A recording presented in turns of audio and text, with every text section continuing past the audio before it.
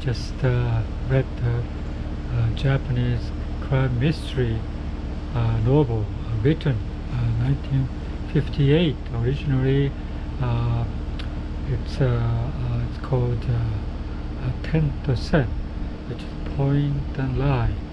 But I think 2020, 22 or so, it was like a newly translated by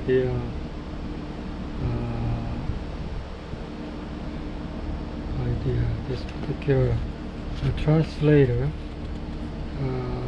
Jesse Carcourt, and it's called Tokyo Express. And this has a very, very nice cover. It has a tremendously interesting, colorful pictures showing like a train ride, looking out the train window outside, and beautiful scenery. But this is coming from the this very, very old poster, Japanese poster, 1937 poster, something like this. If you can see here, the upper part of this was used in here, which is kind of interesting. 1937 painting poster, and now it became a book cover.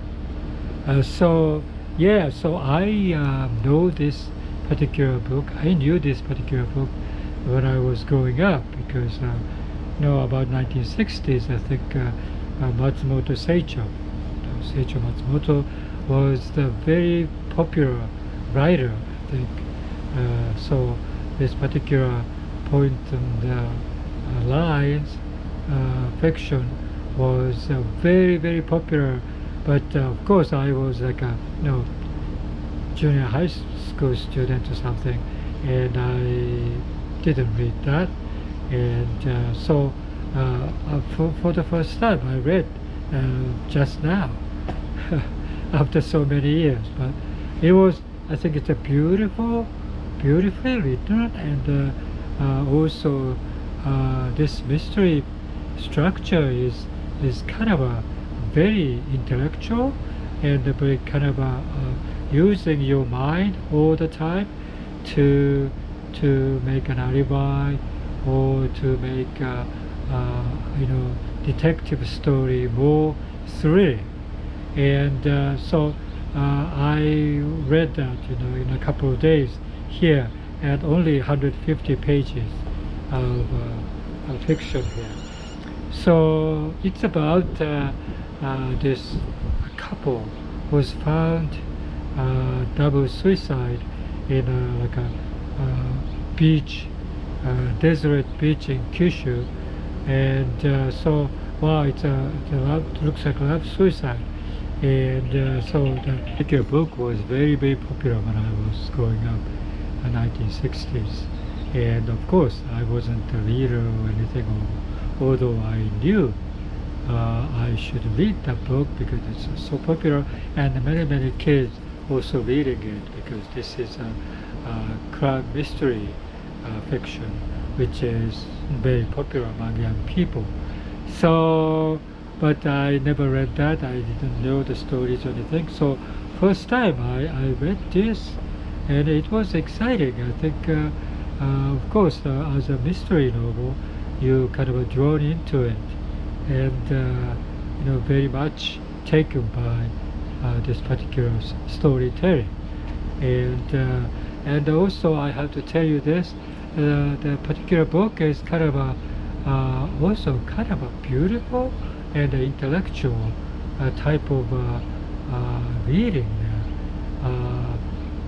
More or less like structure is not like the villains or anything like that depicted, but more or less like a very clever type of crime, and also unexpected crime there.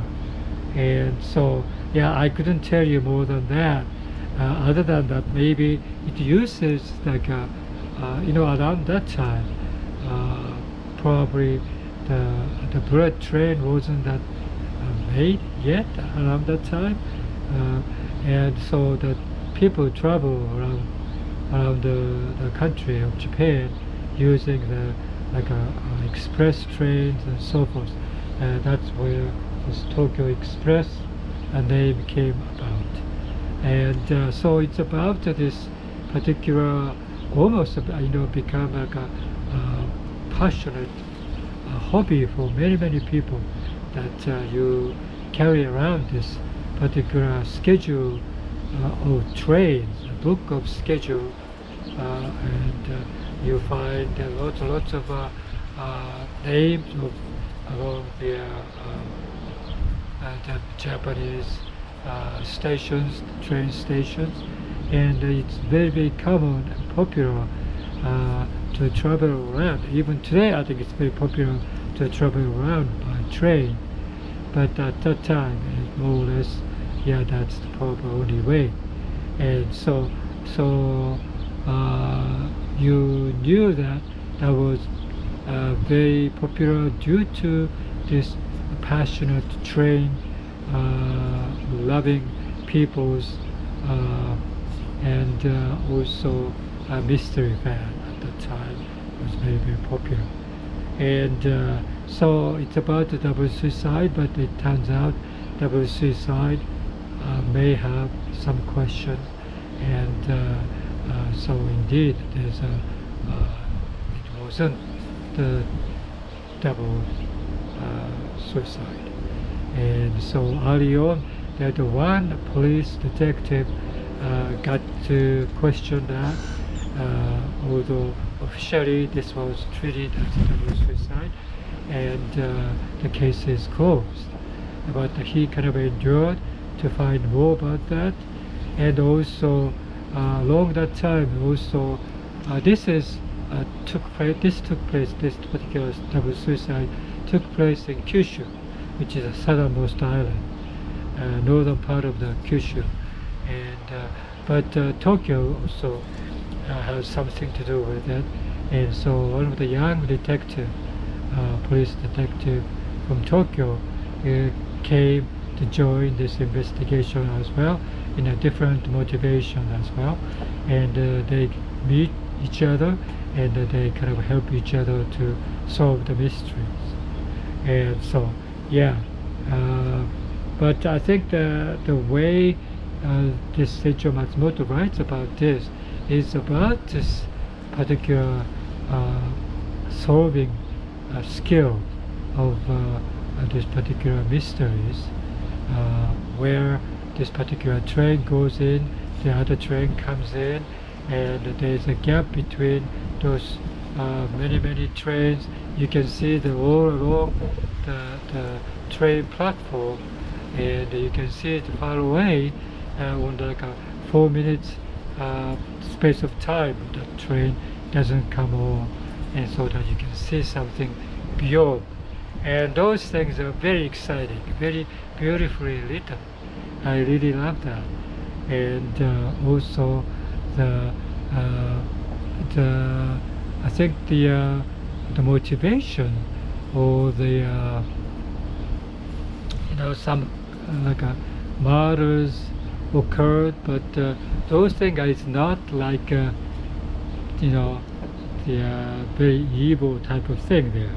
Of course it's evil because they kill the innocent people, but yeah, so I really strongly recommend. This is only published in 2022, and I got to know this book just a couple weeks ago, looking at the article about popularity of Japanese fiction translation, especially in England. I think it became very popular. Japanese fiction, old and new, translated to English, like past 10 years, and it became very popular. It's become a very tremendously popular thing in Britain, and also I think somewhat in the US too. So yeah, I think there are kind of exciting things about there. But this book is definitely written in 1958, and